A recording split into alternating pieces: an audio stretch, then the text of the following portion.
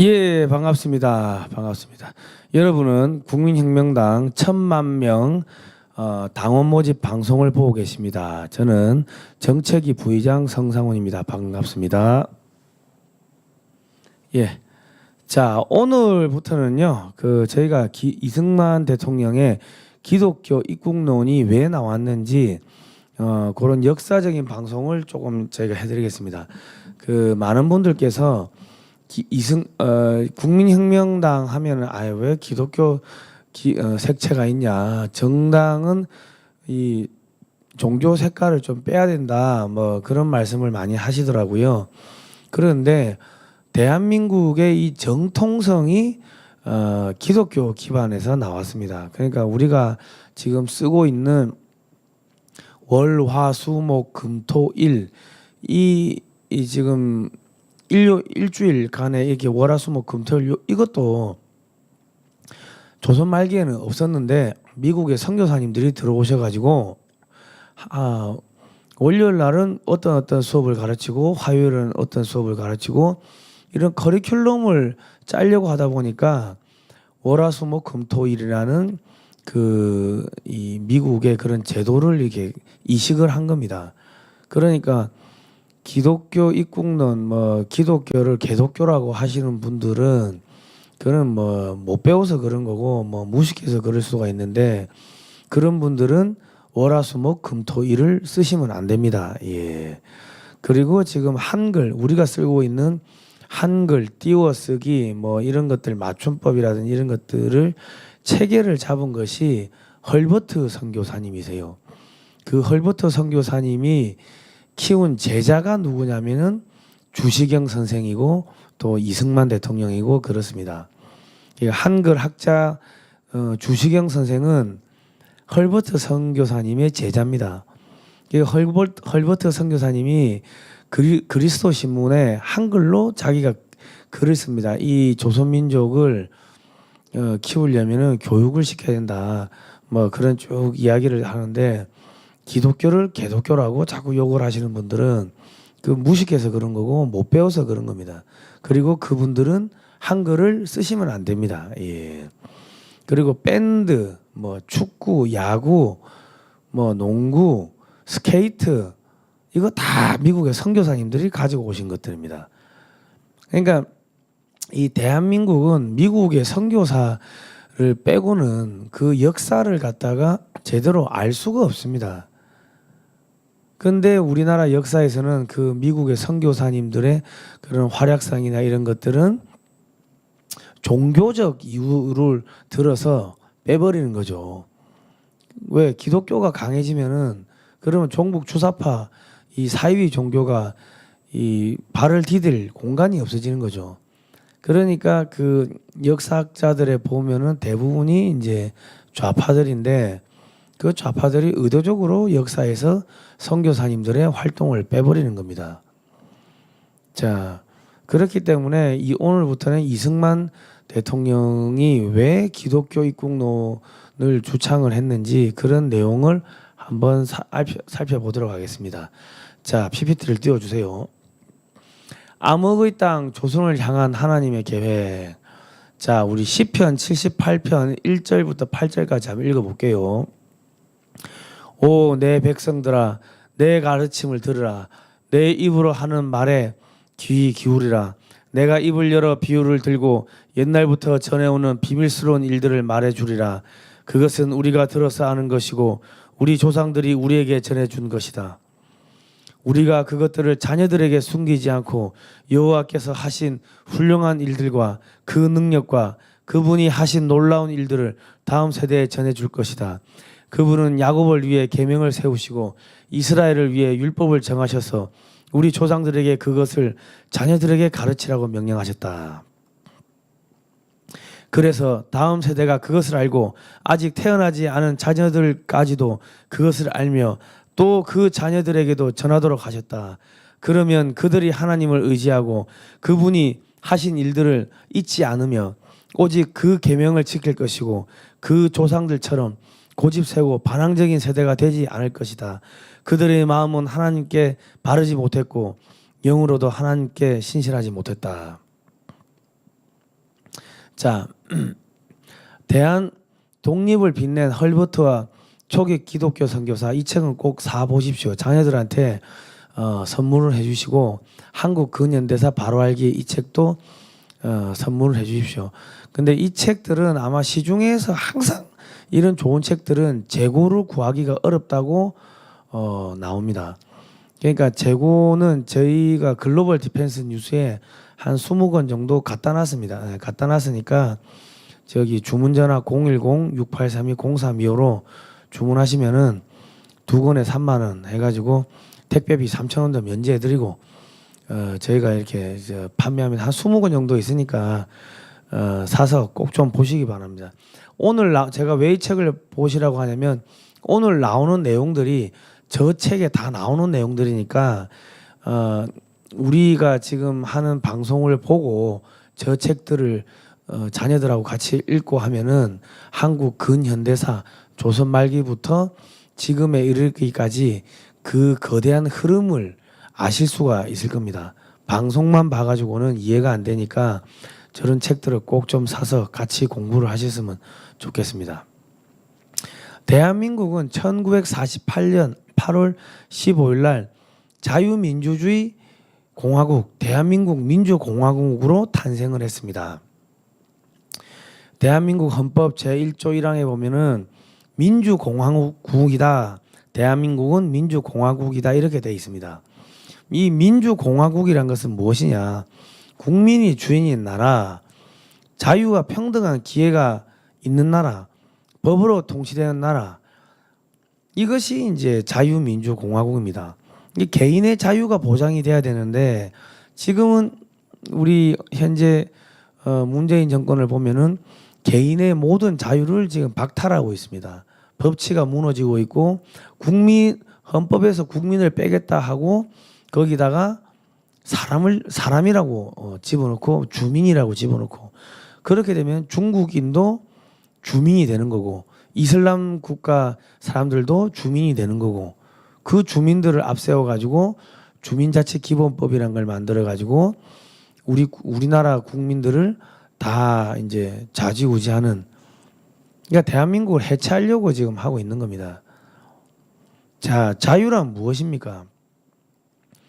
다른 사람의 제안이나 구속을 받거나 얽매이지 않고 자기 뜻과 생각대로 행동할 수 있는 것 이것이 자유입니다. 지금 여러분 자유로우십니까? 여러분 지금 자유를 누리고 싶습니까? 누릴 수 있나요? 자, 자유란 무엇이냐? 살 곳을 선택할 자유, 먹고 싶은 것을 입고 싶을 자유, 직업을 선택할 자유, 가족과 함께 사는 자유, 하고 싶은 공부를 할 자유, 보고 싶은 것을 볼 자유, 입고 싶은 옷을 입을 자유, 그리고 찬양, 기도, 예배를 드릴 자유, 여행을 할 자유, 뭐 이런 것들이죠.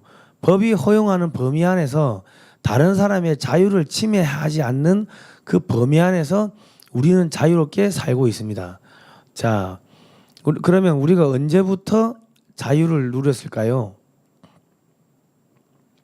자, 고조선, 삼국시대, 고려, 조선, 대한제국, 일제식민지 시대를 쭉 거쳤는데 여기는 다들 왕이 있었습니다. 국민이 주인이 아니라 왕이 주인이었던 그런 나라. 그러니까 우리는 5,000년 동안 자유가 없었습니다. 만약 각 개인의 자유가 보장되지 않으면 어떤 일이 벌어지겠습니까? 우리 민족의 짊어진 종의 멍에 조선 말기에는 국민의 40%가 노비였습니다. 노예. 그러니까 짐승이었다는 겁니다. 노비는 재산이 사람이 아니라 재산이었습니다. 사고 팔고 할 수가 있었고 특히 여자 노비들 같은 경우는 언제든지 그 성노리개가 되고 뭐 그랬습니다. 그리고 왕정제도, 신문제도, 우상숭배, 미신제사, 음란과 여성천대, 질병과 가난, 무지와 문맹, 왕이 주인인 나라. 자, 왕권은 세습이 되죠. 북한의 김정은, 김일성이, 김정은이 세습되지 않습니까? 내가 조선의 주인이다. 어명을 따르라. 이게 왕정국가입니다. 왕정국가.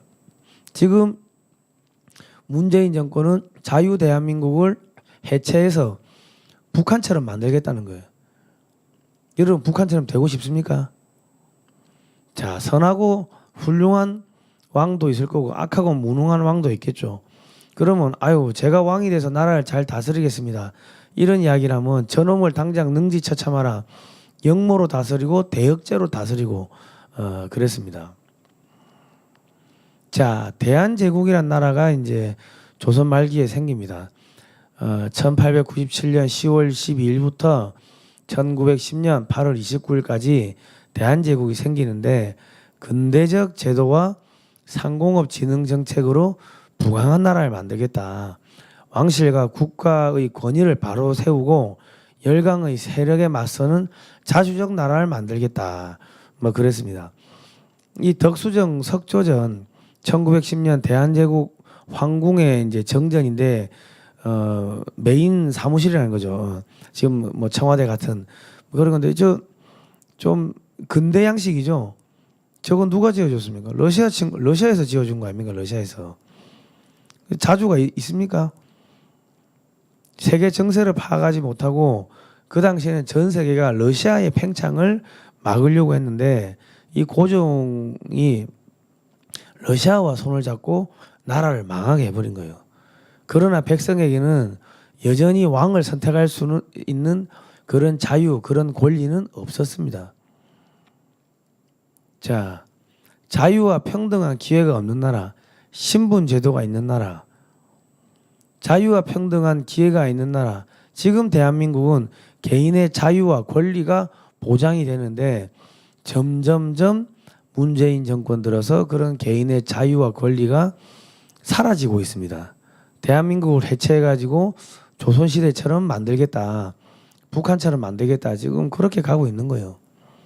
자, 천민이라고 있었고 이게 7천반이라 해서 인구의 40%가 노비였습니다. 평민이 50%가 있었고 양반이 10%가 있었고 왕이 한 명 있었습니다. 자, 천민 7천반은요 바른 말을 해도 맞아 죽고 거짓말을 해도 맞아 죽고 이래도 맞아 죽고 저래도 맞아 죽으니까 항상 눈치를 보고 그 기회주의자죠. 항상 눈치를 보고 그때 따라서 말이 바뀝니다. 지금도 우리나라 사람들 중에도 그런 사람들 있죠. 그 선조를 따져보면은 아마도 그 노예의 후손이었을 가능성이 높을 겁니다. 그리고 평민 50%, 뭐 주로 장사를 했는데 뭐 이 사람들도 장사를 하고 양반들한테 또 뭐 안 맞아 죽으려면은 그러면 뭐 거짓말을 해야죠. 그리고 양반은 당파를 나눠가지고 싸우는데 저쪽 당파를 제거하기 위해서는 또 거짓말을 하고 모략을 꾸미고 그랬습니다. 왕은요 이쪽 당파하고 저쪽 당파하고 싸움을 시켜야 되니까 끊임없이 거짓말해가지고 서로 싸우게 만들어야지 자기 왕권이 보장이 되니까 또 거짓말하는 거죠. 그러니까 인구의 100%가 거짓말을 했던 나라가 조선이었습니다. 자, 양반이 한 10% 되는데 유교를 숭상하는 양반은 관원상제의 번거로운 규칙과 까다로운 예절을 지나치게 중요하게 생각을 했다. 체면 차리기에 급급했다. 산업공상 신분을 지나치게 강조했고 상공업을 천시했다. 그리고 한문을 중시하고 한글을 천시하고 경전의 교훈을 무조건 맹목적으로 고수했다. 왜 저렇게 했냐면은 제도나 이런 것들이 까다로워야지 못 배운 일반 백성들이 양반이 되겠다고 기어오르지를 못하는 거죠. 그래서 끊임없이 제도를 만드는 겁니다. 지금 공무원들 보면 끊임없이 제도 만들죠. 지금 대학 입시 제도 보십시오. 얼마나 복잡하고 어렵습니까? 그거 왜 그렇게 제도를 만듭니까? 그거는 교육부 공무원들이 대학 입시 제도를 복잡하게 만들어야지 자기들 밥그릇이 유지가 되거든요. 그래서 그런 거예요. 예. 전국의 대학교에 가서 정원도 알아서 뽑고 야 과별로 사람들 알아서 선발해라. 그러면요 대학 입시가 사라져요. 그러면 대학교 갈 사람은 가고 이 학교 갈 사람 이 학교 가고 저 학교 갈 사람 저 학교 가고 대학 안 간 사람은 기술 배우고 정말 사람이 편해지는데 모든 걸 사람을 그 규제 안에 묶어가지고 사람을 옥죄이는 게 그게 과거나 지금이나 똑같은 겁니다. 예. 자, 철저한 반상의 구분. 이사벨라 비숍이라는 그 여성이 조선을 여행하고서 이제 그 기사를 쓴 게 있습니다. 그 책을 쓴 게 있는데 한국과 그 이웃 나라들 양반이나 귀족들은 생업을 위한 아무 일도 하지 않는다. 양반들은 기생충이나 다를 바 없는 계급이다. 한국 관리들은 살아있는 백성의 피를 빠는 흡혈귀다. 이렇게 썼습니다. 자, 평민이 50%입니다. 이 사람들은 뭐 상인, 의관, 뭐 통역관, 뭐 향리 있죠. 이방, 호방, 별장, 향방, 뭐 사령, 사또 뭐 하는 사람들, 이런 사람들이 상민이었습니다. 그리고 천민은 40%, 백정, 승려, 광대, 무당, 가파치라 하면은 뭐 기술자면 기술자, 뭐 용품 만들고 그 기생, 노비 이런 사람들. 그러니까 노비는 재산이었습니다. 노비 10명과 소 한 마리와 바꾸고 사람이 아니었어요. 예. 아버지는 천민이고 아버지가 천민이면 아들도 천민이고 이 사람들은 죽어서도 천민이 된다고 그렇게 그 교육을 받았습니다. 이거는 충북에서 청주에서 백정 남녀의 체격을 측정하던 사진입니다. 자, 가난과 질병의 나라. 이 보십시오. 이게 지금 북한하고 뭐 북한 꽃제비하고 뭐가 다릅니까 지금? 옛날에 이래 살았습니다. 옛날에. 그 애들 뭐 옷도 제대로 안 입고 다니고. 자, 보세요. 옛날에 뭐 북청 물장수 뭐 그런 영화인가요? 드라마도 있었던 것 같은데 저렇게 물을 뚫어 다닌 거예요. 그리고 천연두, 콜레라, 한센병, 피부병, 배앓이, 베이고 다치고 그리고 봄철만 되면은 조선의 전통적인 뭐 돌 던지기 시합이 있었답니다. 닥터홀의 조선 회상에 보면은 이 뭐 돌 던지기 석전이래 가지고 저거 해가지고 뭐 죽어 나가는 사람도 뭐 많았다 그럽니다. 석전은 패를 갈라 돌팔매로 승부를 겨루는 돌싸움으로 하천변이나 들판에서 주로 성행했던 놀이다. 사실 전쟁이라 불린 한자어를 봐도 돌을 던지고 싸우며 논다는 것은 위험천만한 일이다. 석전을 하다 다치는 경우가 허다했고 죽는 경우까지 있었으니 그야말로 목숨을 걸었다 해도 과언이 아니었다. 게다가 치열하게 석전을 치른 후 승패가 갈리면 죽거나 다쳐도 그 책임을 묻지 않았다 하니 요즘 세상에는 있을 수 없는 놀이다. 이 전북일보 인터넷 신문에서 나온 내용이네요. 자, 저 때는 저기 누런 게 소똥입니다. 소똥, 말똥. 그러니까 그 요강에다가 이게 변을 보면 아무데나 갖다 버린 거예요. 예. 자, 그런 저기 남대문인데 저런 남대문이 지금 100여 년 만에 이렇게 훌륭하게 바뀌었습니다. 이게 왜 이렇게 됐을까요? 이게 이제 기독교 문명이 들어오면서 선교사님들이 들어오면서 미국의 문화가 들어오고 그러면서 이렇게 세련되게 바뀐 겁니다. 그러니까 우리가 여러분들께서 이 방송을 보시고 역사 방송을 늘 재미가 없죠. 방송을 보시고 지금 뭐 현재 211명 들어오시는데 매번 방송할 때마다 동시 접속자가 1000명이 넘다가 기독교 입국론을 하니까 바로 200명대로 떨어집니다.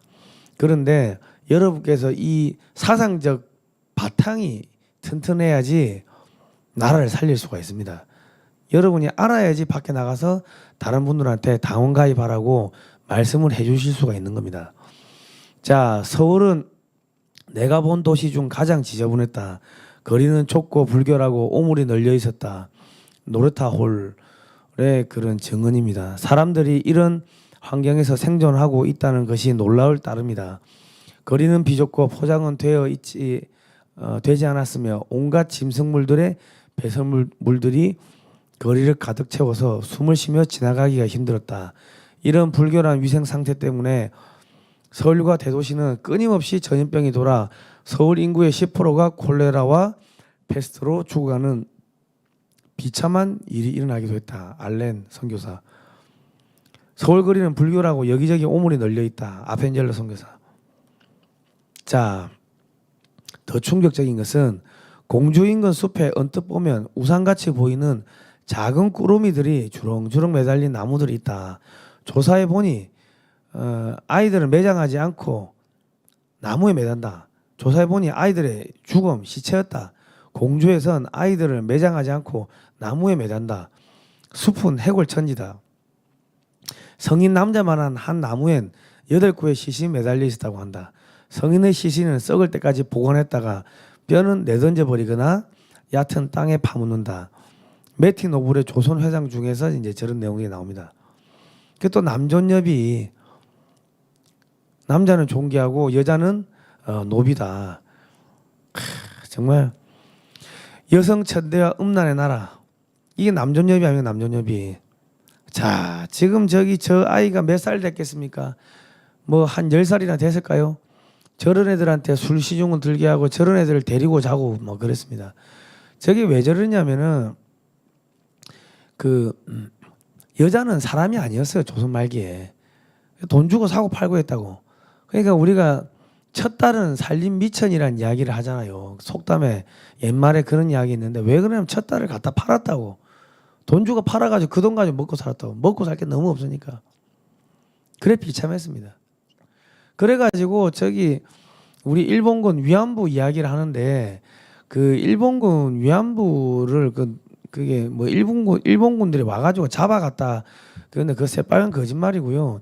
저 양반한테 그 돈 주고 팔던 거를 자기 딸을 팔던 거를 그게 양반이 없어지고 일본이 들어오니까 일본군한테 부모들이 갖다 판 거야. 아니면 삼촌이 갖다 팔거나. 그런데 중간에 그 에이전트를 누가 했냐면 조선인들이 한 거예요. 먹고 살 게 없으니까 딸을 팔아가지고 돈을 받든지 아니면 저 애는 뭡니까 취업 계약, 그러니까 해외 취업이죠. 뭐 취업 계약을 해가지고 그래가지고 위안부로 가고 뭐 그랬던 겁니다. 우리가 이게 역사를 정확하게 알아야 됩니다. 정확하게.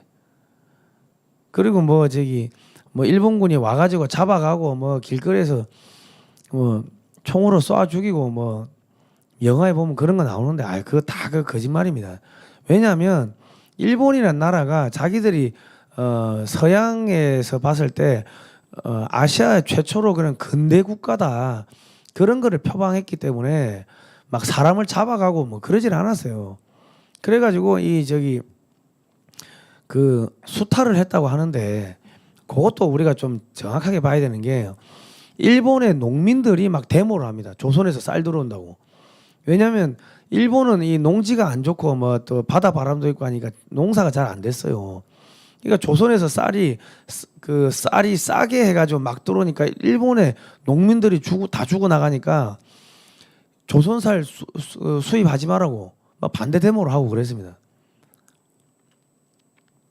그러니까 양반들이 수탈하던 거를 일본이 들어와가지고 일본한테 돈 받고 제값 받고 팔았어요.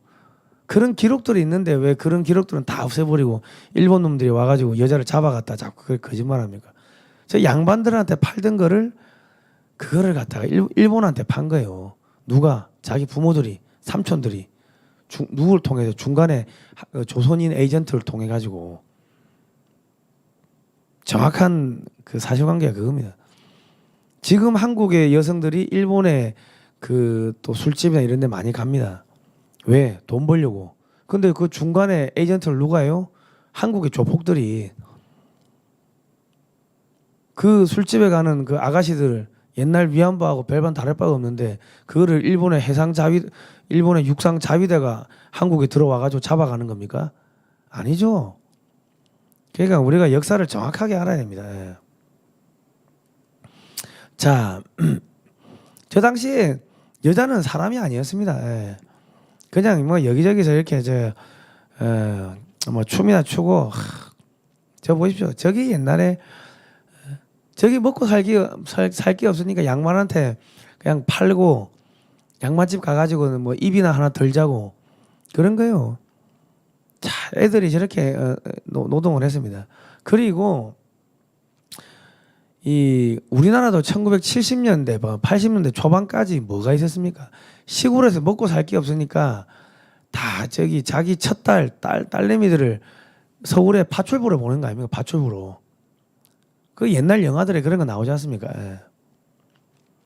우리나라가 70년대, 80년대 초반까지 그렇게 먹고 살 게 없었습니다. 그래서 그 딸을 입이라도 하나 덜 자고 다 서울에 있는 그런 데다가 저기 파출부로 보내고 그랬습니다. 우리 어머니 아버님들 옛날 영화 기억 안 나십니까? 그리고 그 다 저기 서울에다가 양자로 입양 보내고 자식들 먹고 살 게 안 되니까 70년대 말 80년대 초반까지 우리나라가 그랬습니다. 예. 돈이 없었다고. 그 우리나라가 언제부터 잘 먹고 잘 살게 됐냐? 80년대 초반에서 후반으로 넘어가면서 86 아시안 게임하고 88 올림픽하고 그러면서 우리나라가 경제가 급성장한 거예요. 저는 어렸을 때가 저 초등학교 다닐 때가 80년대 뭐 초반 중반 제가 5학년 때인가 그때 뭐 88 올림픽을 했던 것 같은데 그 이전에 제가 어머니한테 그 농심 사발면 육개장 하나 사달라고 하면 혼났다고. 야, 돈도 없는데 그 비싼 걸 어떻게 먹냐고 그랬습니다. 저희 집에 휴지가 없었습니다. 그래서 신문지 이렇게 해가지고 신문지 가지고 저기 뒤를 닦고 그랬어요. 그게 80년대까지 그랬어 대한민국이. 예.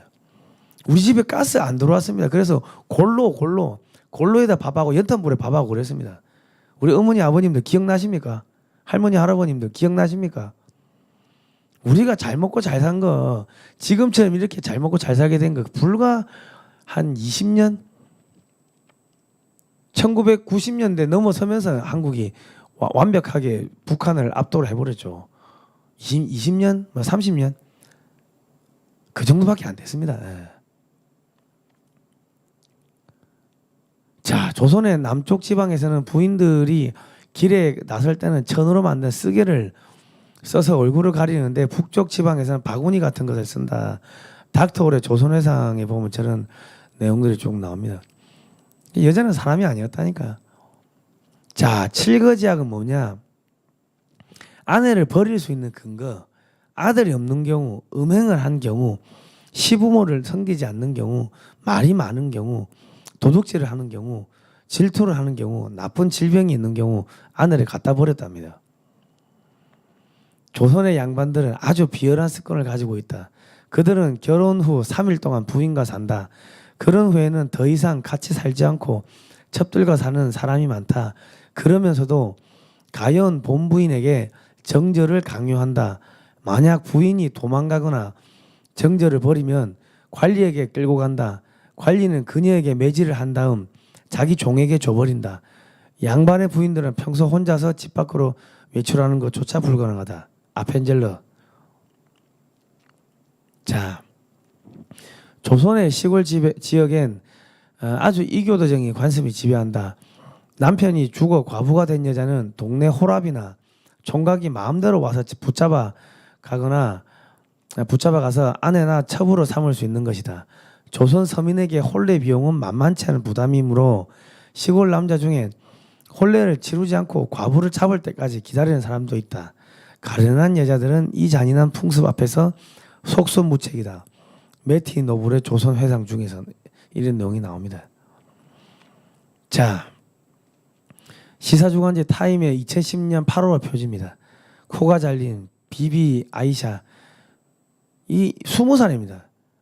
아프가니스탄 이 사람인데 12살에 결혼을 가가지고 18세 때 남편의 학대를 피해 도망쳤다가 붙잡혀 즉결 시판으로 제 코가 잘렸습니다. 여인들은 남편들에 의해 코가 잘리고 발이 화상을 입고 빈사 상태로 구탈당했다. 1911년 로버트 무스 선교사. 세상의 불쌍한 인생은 조선의 여편네다. 1896년 4월 21일 독립신문 논설 서재필. 조선이 이랬습니다. 이슬람하고 조선하고 뭐가 다릅니까? 조선이 저랬다고. 조선 양반들이 이제 탈레반이죠. 탈레반. 이슬람 탈레반하고 별반 다를 바가 없어요. 그런데 이게 이제 기독교가 들어오면서 1908년에 보구여관 첫 졸업 사진입니다. 제 이대병원의 전신인데 이 그레이스 김마르다. 우리 여성들은 섭섭이 끝끝이 종말이 있다고 해. 딸났다고 섭섭하다고 이제 끝내자고 끝끝이 그만 놓자고 종말이. 이름이 다 그랬습니다. 뭐 이름이 없던지. 그런데 기독교가 들어오면서 그레이스 김마르다 강반석 이런 이름들로 여성들한테 이름이 생기면서 여성들도 교육을 받고 저렇게 전문직으로 나갈 수 있는 길이 열린 겁니다. 자, 여러분 이 지금 PPT는요. 그 하늘교회 은평구 서울시 은평구 증산로 3길 26-1 그 우방 아파트 상가 2층에 있는 하늘교회라는 조그만 교회가 있습니다. 거기에 김재동 목사님, 그 한인숙 전도사님 뭐 이런 분들이 청년들을 우리 초등학생, 유치원생들을 가르치기 위해 가지고 이 PPT를 만들었습니다. 그래 가지고 저도 이 PPT를 가지고 지난 몇 년 동안 수업 글로벌 디펜스 뉴스에서 이승만 대통령의 기독교 입국론에 대해서 수없이 강의를 했고 그리고 주말에도 또 나가서 학생들을 가르치고 그런 뭐 강의도 하고 했습니다. 이거를 초등학교 학생들한테 가르치는 거예요. 근데 지금 이 어마어마한 이 강의를 우리 여의도 순복음교회에서 안 하는 이유는 뭡니까? 예? 사랑제일교회에서는 우리 정광훈 목사님께서 그 이승만 대통령의 기독교 입국론 계속 강의를 하신데 뭐 사랑의 교회, 뭐 소망교회, 서울의 대형 교회들에서 이런 강의를 안 하는 이유는 뭡니까? 못 하는 이유는 뭔가요? 이 나라의 역사가 기독교의 역사인데 선교사들의 역사인데 그 역사를 안 가르치는 이유는 뭡니까? 예? 그리고 일요일날 예배를 안 드리는 이유는 뭡니까? 그게 가짜라서 그런 거예요. 가짜라서. 신명기 13장에 보니까 하나님께서 진짜 선지자, 가짜 선지자를 일부러 만든다 하시더라고. 왜? 지금 하나님을 믿고 따르는 그 자녀들이 진짜로 하나님 믿고 따르는 건지 가짜로 믿고 따르는 건지 그거를 시험해보기 위해 가지고 미혹의 영을 뿌려가지고 가짜 선지자들을 만드신다고 해놨더라고. 여러분 교회에서 이런 역사를 가르치지 않는다는 거는요. 이거는 업무상 배임입니다. 우리 히스토리 영어로 역사를 히스토리라고 합니다. 히스 스토리 그의 이야기 그가 누굽니까? 갓 하나님의 이야기가 히스토리입니다. 역사를 가르치지 않는 것은 그거는 업무상 우리 목사님들이 업무상 배임을 하는 겁니다. 자, 미신, 제사, 우상 숭배의 나라. 자, 옛날에 저 장승 저 나무 짝대기 꽂아놓고 저거다 가가지고 절하고 빌고 그랬습니다. 저 보세요. 저거는 뭡니까? 저 성황당 나무. 그리고 돌 쌓아놓고 뭐 산신령한테 빌고 뭐 그랬죠. 이 제사 지내고 여러분 제사 뭐 한번 뭐 준비하고 이런 거 뭐 해보셨을런지 모르겠지만 제가 장남의 장손입니다. 다 집에 이제 어릴 때 뭐 제사 한번 지내면은 할머니하고 어머니 뭐 숙모님들 다 죽어 나갑니다. 아니 몸살 난다고. 근데 뭐 그런 제사가 뭐 종갓집은 뭐 한 달에 한 번씩 돌아오는 거 아닙니까? 그러면은 사람들이 이 경제적으로 활동을 못합니다. 아무것도 못합니다. 마비가 돼버립니다. 조선 말기에 뭐 제사가 뭐 한두 건 있었겠습니까? 전 지역에서 제사 지낸다고 아무것도 이 생산성이 있는 활동을 할 수 있는 게 아무것도 없었던 거예요. 그러니까 나라가 안 망합니까? 망하지.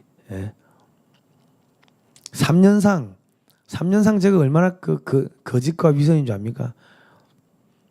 3년상 한다고 해놓고 아르바이트 고용해가지고 아이고 3년 하도록 하고 그랬어요. 왜? 아니 그 양반집에서 3년상 한다고 3년 동안 나가서 아이고 그 하고 있으면요 조정에서 밀려날 거 아닙니까? 벼슬에서 밀려나요. 조정의 그 치열한 경쟁 속에서 밀려난다고. 그럼 굶어 죽겠지. 그러니까 아이고 아이고를 할 수가 없으니까는 3년상 한다 해놓고 아르바이트 고용해가지고 아이고 아이고 시켰다고. 그 뭐 이런 역사 여러분 처음 들으셨습니까?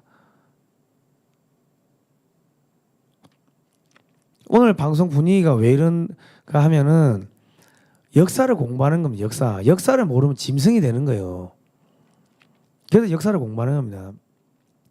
자, 저렇게 이 제사를 맨날 국가도 제사 지내고 맨날 무당 춤추고 저러니까 나라가 안 망합니까? 8월 6일 종일 그리고 밤 늦게까지 집 근처에서 큰 북과 징소리가 울려 퍼졌다. 이유를 물어보니 아이 하나가 위독해 부모가 병마를 쫓아내려고 무당들을 불렀다. 매티 노블의 조선 회상 중에서. 예. 자, 그랬던 이 조선이라는 나라가 이 기독교가 들어오고 복음이 들어오면서 자유를 주는 빛, 복음이 들어오기 시작하는 거예요. 흑암에 앉은 백성이 큰 빛을 보았고 사망의 땅과 그늘에 앉은 자들에게 빛이 비추었도다 하였느니라. 자, 귀즐라프, 토마스, 알렌, 언더우드, 아펜젤러, 에비슨, 헐버트, 헤론, 벙커, 스크랜턴, 셔우드홀, 레이놀즈 이런 선교사님들이 조선 말기까지 한 1,800여 명이 들어오시고 또 조선 말기 그 이후로 해서 한 4,300여 분의 선교사님들이 들어오셔가지고 많은 문명을 전해주고 개화를 시킵니다. 그러면서 지금 자유 대한민국이 설 수 있는 토대가 마련되는 겁니다. 이런 거를 모르고 여러분들 서울대를 나오고 뭐 하버드를 나와 본들 자기 나라 역사를 모르면 그건 짐승이죠. 짐승도 족보가 있습니다. 말도 족보가 있고 개도 족보가 있고 고양이도 족보가 있어요. 그런데 우리나라 사람들은 족보가 없습니다. 자기 나라 역사를 몰라요. 왜? 100년 전에는 인구의 40%가 노비였거든. 여러분 지금 이 역사 방송이 지겹다고 생각하시는 분들은 우리 조상이 노비였는가 하고 한번 생각을 해보십시오. 노비였으면은 그건 뭐 짐승이었으니까 사람이 아니었으니까 역사를 몰라도 되지. 주의 성령이 내게 임하셨으니 이는 가난한 자에게 복음을 전하게 하시려고 내게 기름을 부으시고 나를 보내사 포로된 자에게 자유를 눈먼 자에게 다시 보게 함을 전파하며 눌린 자를 자유케 하고 주의 은혜의 해를 전파하게 하려 하심이라. 누가복음 4장 18절 19절. 이 복음의 핵심은 뭐냐면요. 자유입니다. 구원. 죄로부터의 자유, 지옥으로부터의 자유, 심판으로부터의 자유, 억압으로부터의 자유, 질병, 학대, 문맹, 가난 등으로부터의 자유. 여러분 기독교 국가가 못 사는 나라 보셨습니까? 전 세계에서 기독교 국가가 못 사는 나라 봤나요? 미국 잘 살죠? 한국 잘 살죠? 1945년 8월 6일 날 히로시마에 원자탄이 터졌습니다. 그때 우리 한반도는 두 가지의 선택을 강요받았습니다. 첫째는 이승만하고 살 것이냐, 김일성이하고 살 것이냐. 우리 대한민국은 이승만을 선택했고 북한은 김일성이를 선택했습니다. 둘째는 어떤 세상, 어떤 체제에서 살 것이냐. 자유민주주의, 자유시장경제, 한미동맹, 기독교 입국론으로 갈 것이냐. 아니면 공산주의, 사회통제경제, 조중동맹, 주사파 종교로 갈 것이냐. 이때 우리 대한민국은 자유민주주의를 선택했고 북한은 공산주의를 선택했습니다. 그 결과 똑같이 70년 살아보니 북한은 거지 나라가 되었고 대한민국은 세계 10대 강국이 되었습니다. 모든 경쟁은 끝났습니다. 그럼에도 불구하고 문재인 정권은 대한민국을 해체하여 북한으로 가려 하고 있습니다. 우리는 결코 용납할 수 없습니다. 용납하지 않을 것입니다. 그렇기 때문에 국민혁명당 당원이 1,000만 명이 되어야지 이 사악한 음모를 막을 수가 있는 겁니다. 국민 여러분, 국민혁명당에 당원 가입으로 많이 해주시기 바랍니다. 자, 지금으로부터 188년 전 1832년 순조입니다. 순조 조선 23대 왕 32년에 7월 25일 고대도입니다. 충남 보령군 충청도 홍주만 고대도에 로드 암허스트호가 이제 딱 들어옵니다.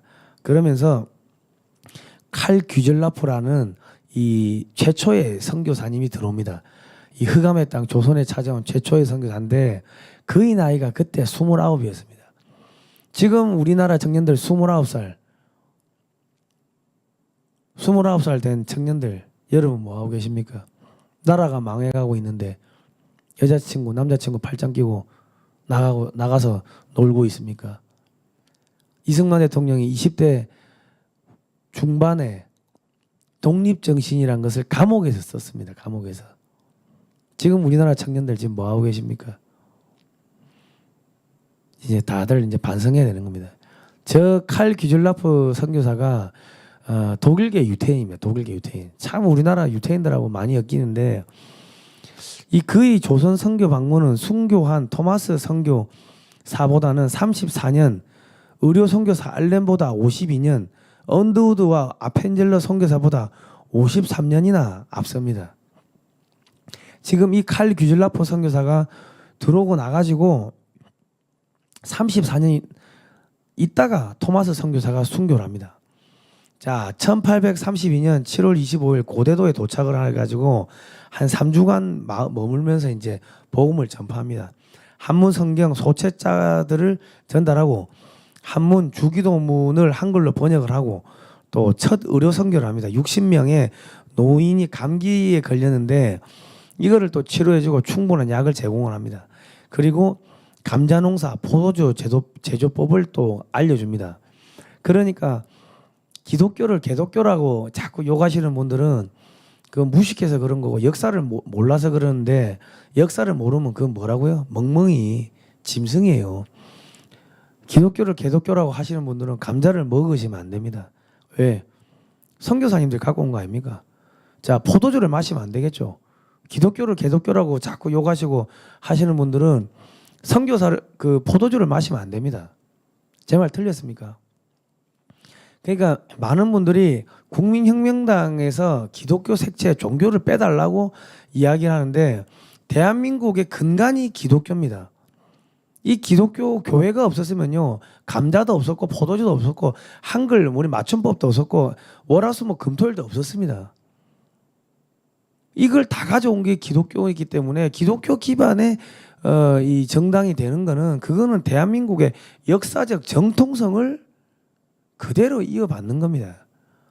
여러분들께서 밖에 나가셔서 이런 말씀을 해 주십시오. 국민혁명당이 기독교 색채만 뺐으면 좋겠다. 이런 이야기를 하는 분들이 계시면 감자를 갖다가 귀즐라프 선교사가 갖고 왔고 포도주도 그분이 알려줬다. 포도주 담그는 법을. 그러면은 너 포도주 먹지 마. 감자 먹지 마. 한글 쓰지 마. 월화수목 금토일 쓰지 마. 밴드, 축구, 야구, 농구 보지 마. 그렇게 이야기를 하십시오. 아시겠죠? 자, 귀즐라프의 일기 1832년 7월 27일. 아무튼 이는 하나님의 사역이다.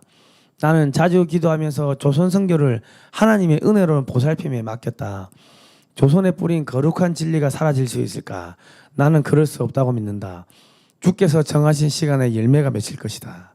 이때 선교사님이 들어와 가지고 야소 믿으소 했다고. 예수를 이 저 한자로 이 음차 문자로 번역을 하면 야소였대요. 야소. 그리고 이제 32년 있다가 이제 제너럴 셔먼호가 들어옵니다. 귀즐라프 방문 후 34년 후에 1866년 고정 3년에 9월 5일 날 대동강에 대동강 쑥섬입니다. 쑥섬에 제너럴 셔먼호가 이제 들어오는데 이때는 대원군이 쇄국 정책을 했죠. 이때 돌아가신 분이 로버트 저메인 토마스 선교사님이십니다. 흑암의 땅 조선에 찾아온 그 순교자. 이때 최초의 순교자입니다. 그러니까 귀즐라프 선교사가 찾아오고 나가지고 34년 후에 토마스 선교사가 최초로 순교를 합니다. 그의 나이가 27살이었습니다. 여러분 27살에 다른 사람을 위해서 죽을 수 있습니까? 내가 서양 사람을 이때 여기 사진을 보시면은 그 제너럴 셔먼호가 이제 이 조선 수군하고 이렇게 뭐 치고받고 포격전 해가지고 배가 침몰하니까 이 성경책을 갖다 육상에다 계속 이렇게 실어 날랐다고. 그러면서 나중에 이 토마스 선교사님이 잡혀가지고 죽어요. 이제 딱 저기가 이제 그 목을 치기 직전의 그 상황인데 그 목을 딱 치려고 하니까 아니 잠깐 하면서 자꾸 이거 읽어보라고, 이거는 꼭 읽어보라고 하고 책을 주니까, 그러니까는 이 박충권이라는 사람이 이 순교사의 목을 딱 치는데, 야, 내가 서양 사람을 죽이는 중에 한 사람을 죽였는데 내가 지금 생각할수록 이상한 감정이 들었다.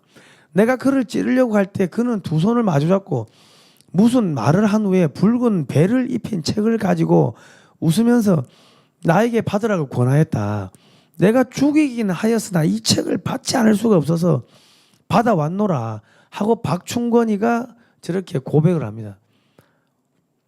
선교사님들이 죽기 전에 마지막 기도하고 웃으면서 책 보라고 준 거예요. 성경책.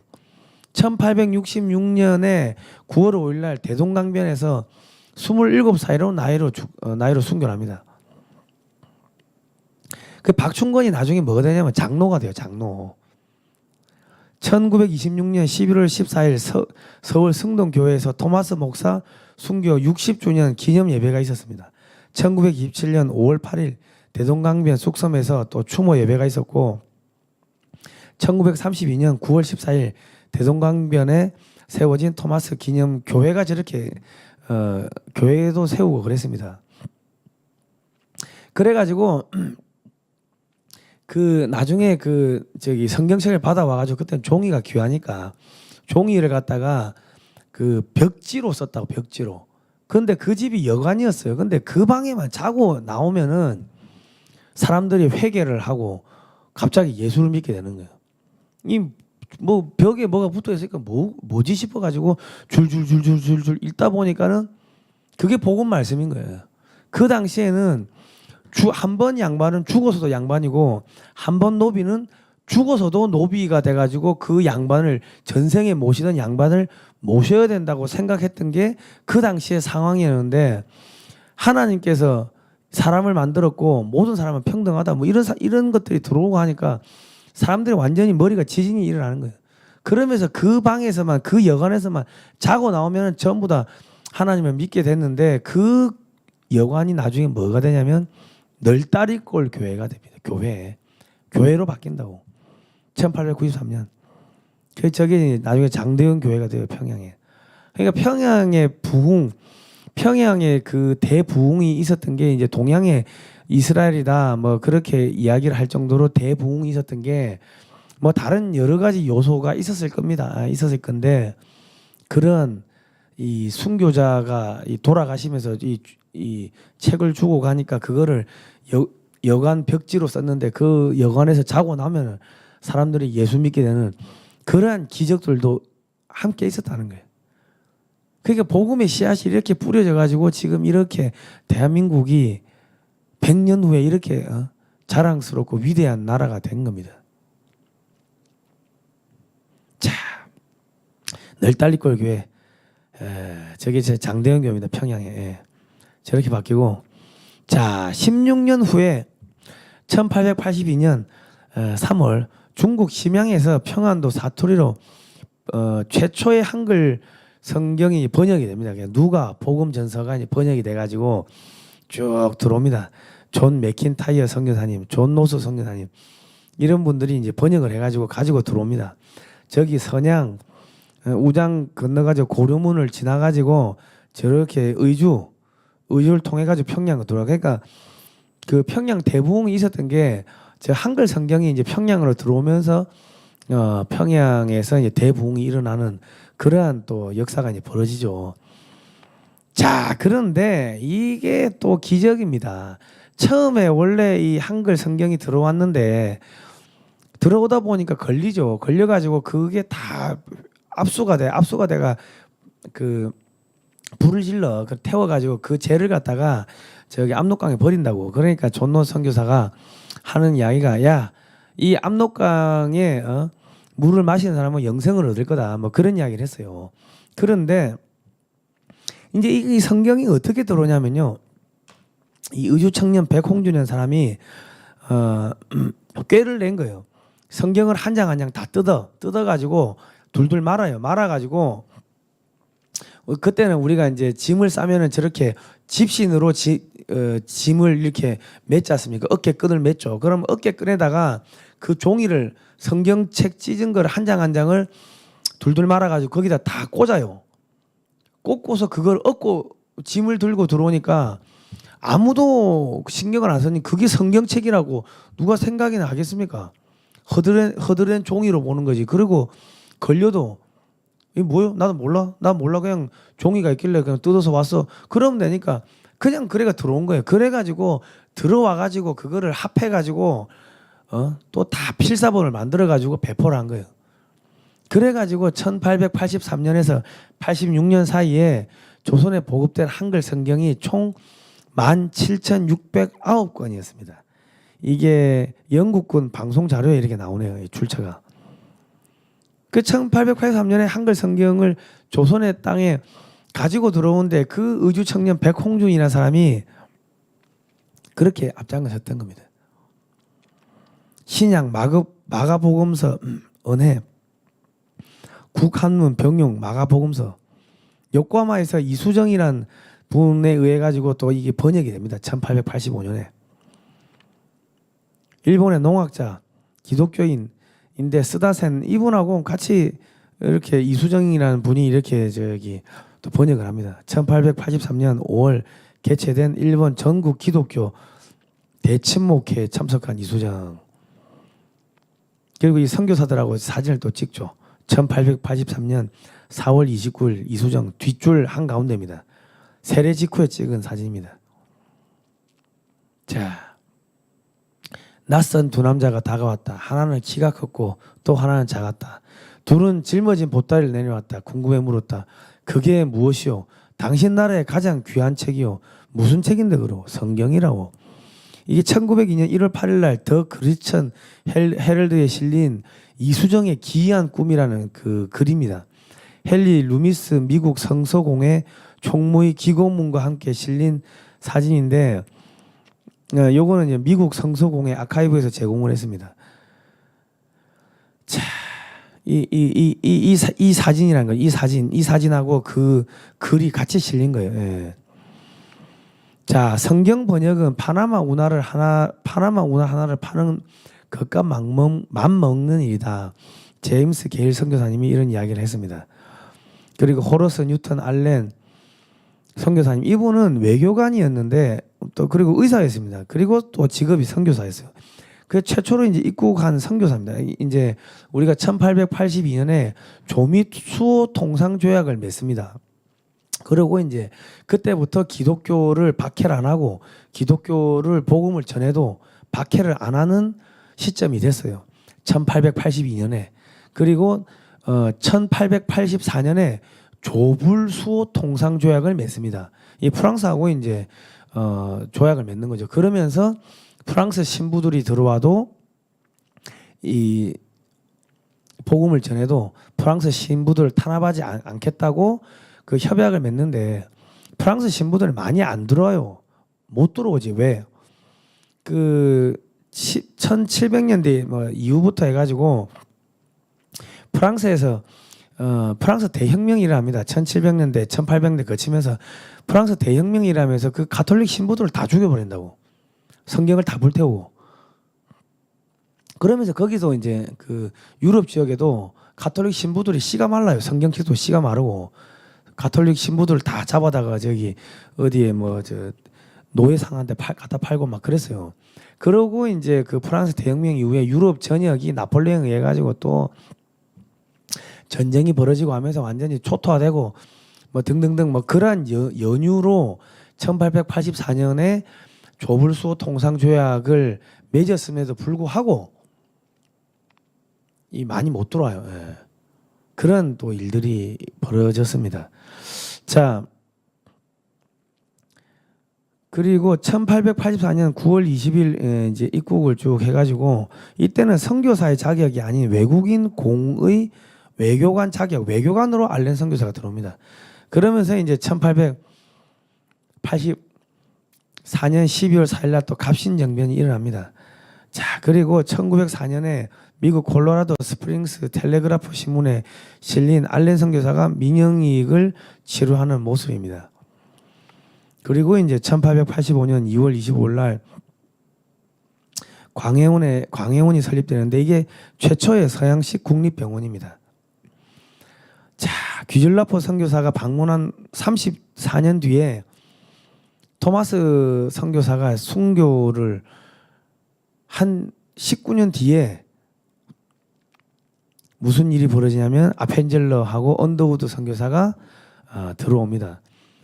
이 귀즐라포 선교사가 주께서 정하신 시간에 열매가 맺힐 것이다 이렇게 예언을 했는데 1885년 4월 5일 부활절 주일에 제물포항에 아펜젤러 선교사하고 언더우드 선교사가 들어옵니다. 이때가 1885년 4월 5일 부활주일이었습니다. 부활주일에 아펜젤러 선교사하고 언더우드 선교사가 제물포항에 들어옵니다. 우리는 부활절 아침에 이곳에 왔습니다. 그날 사망의 권세를 이기신 주께서 이 백성을 얽어맨 결박을 끊으사 하나님의 자녀로서 자유와 빛을 주시옵소서. 1885년 4월 5일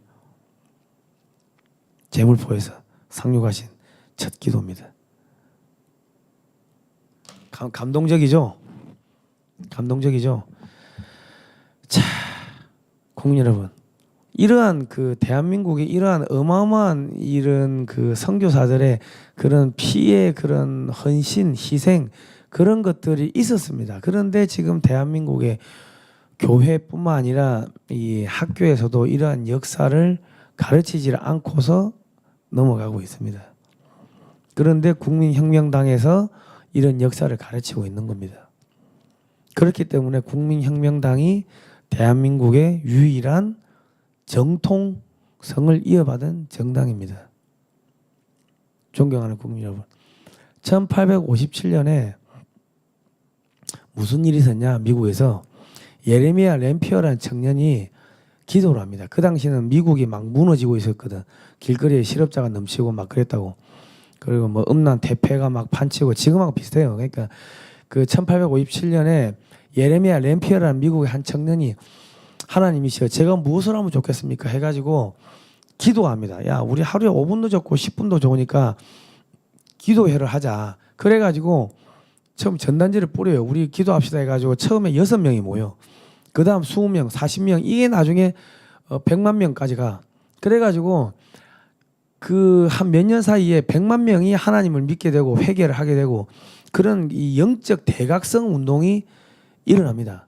그리고 1861년 그러니까 영적 대각성 운동이 시작되고 나가지고 4년 있다가 남북 전쟁이 터지면서 사람들의 양심이 회복되는 거죠. 아, 저 노예들도 하나님이 만들었다. 하나님의 자녀다. 저 우리 풀어줍시다.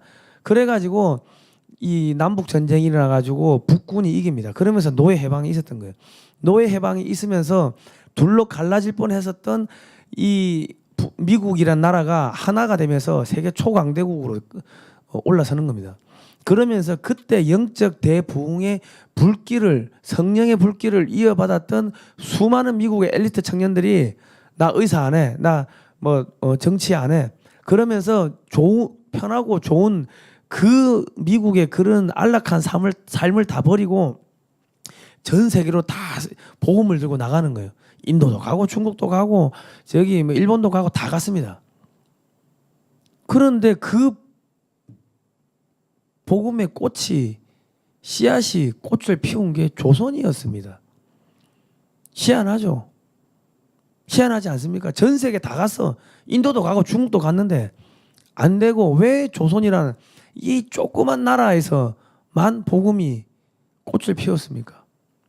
하나님은요 절대로 잘난 사람 안 않습니다.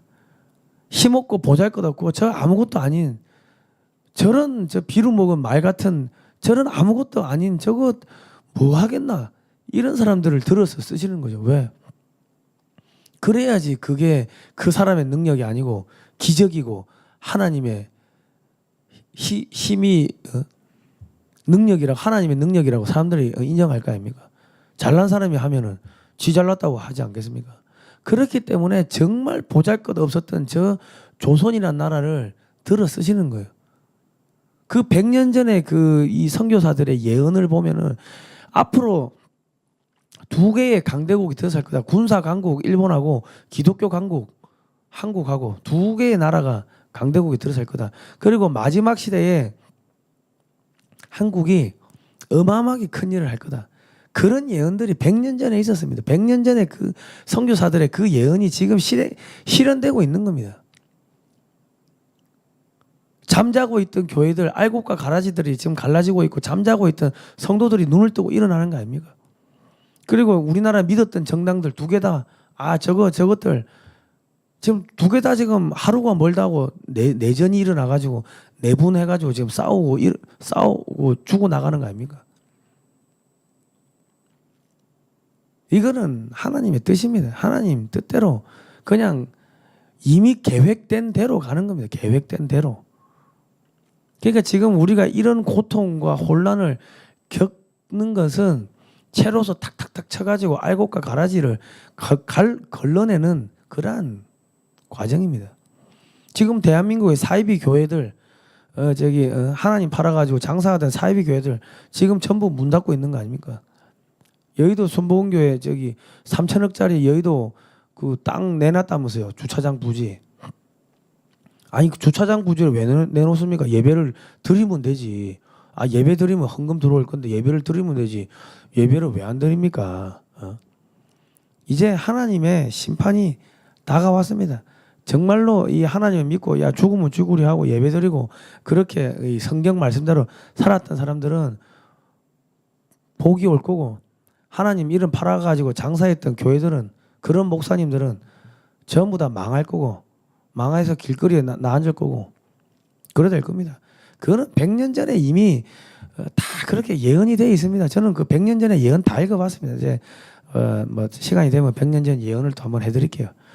자, 오늘은 그리고 앞으로 대한민국은 하나님의 축복을 받아가지고 어마어마하게 경제 강국이 될 겁니다. 그 경제 강국이 돼가지고 전 세계에 복음을 전하는 선생 국가가 될 겁니다. 그렇게 되기로 되어 있습니다. 거부하지 마시고 반항하지 마시고 저항하지 마세요. 우리 문재인 정권. 문재인 정권도 하나님이 들어서 쓰는 그런 하나님이 들어 쓰는 사람이에요. 문재인도. 왜? 청소를 할 때 여러분 수건 갖고 이렇게 닦습니까? 걸레 갖고 닦죠. 이 종북 주사파를 청소를 하려면 걸레가 필요한 거예요. 가짜 교회 진짜 교회 청소하려면 걸레가 필요한 거예요. 그래서 이 말도 안 되는 이상한 병 가지고 온통 나라를 망가뜨리고 하면서 진짜와 가짜를 걸러내는 작업을 하고 있는 거예요. 저 악하다고 생각하는 문재인조차도 하나님께서 들어서 쓰시는 거예요. 그것이 눈에 안 보이십니까? 그것이 눈에 안 보이십니까? 그것이 눈에 안 보이시면 교회는 뭐하러 가고 성경책은 뭐하러 봅니까? 이 영적인 공간의 흐름을 읽으시면 어차피 우리가 이기게 돼 있고 하나님께서 이 천사들을 통해서 여기다 금은 무화를 기름을 한반도에 어마어마하게 부어 주실 겁니다. 그렇게 돼 있습니다. 그렇게 되기로 돼 있어요. 그리고 한국이 전 세계에 복음을 전하는 복음 국가가 되고 이스라엘을 다시 회복시키는 그러한 어마어마한 일들을 하게 될 겁니다. 그렇게 되기로 다 되어 있습니다. 예정대로 계획대로 가는 겁니다. 국민 여러분 겁먹지 마시고 두려워하지 마십시오. 지금 이 과정을 거쳐야지 지옥 훈련은 우리가 지옥 훈련이 있어도 천당 훈련은 없습니다. 악마 조교는 있어도 천사 조교는 없습니다. 우리 그런 지금 고통을 겪으면 겪을수록 더욱 단단해지는 겁니다. 육신의 고통 이거 아무것도 아닙니다. 예. 자, 오늘은 여기까지 하도록 하겠습니다. 자, 다음 시간에 뵙도록 하겠습니다. 고생하십시오.